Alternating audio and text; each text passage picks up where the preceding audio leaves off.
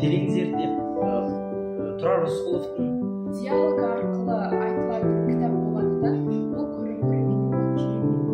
мұғалімшілікке жол тосып, өзіме оған Меңтай көрсетеді. Осылай ақырында Меңтай екеуі Меңтай ағай деп жүріп Ерболды ақынмын деп қалай мен айта аламын, халқымның айтқанын деп қайталадым. сондай жауап бере алған емешіра сіздерге еркін тек байқап қарады. есімде жоқ, жазбай еді күздемеді. Көп жыл өтті бұлаққа біз келгені.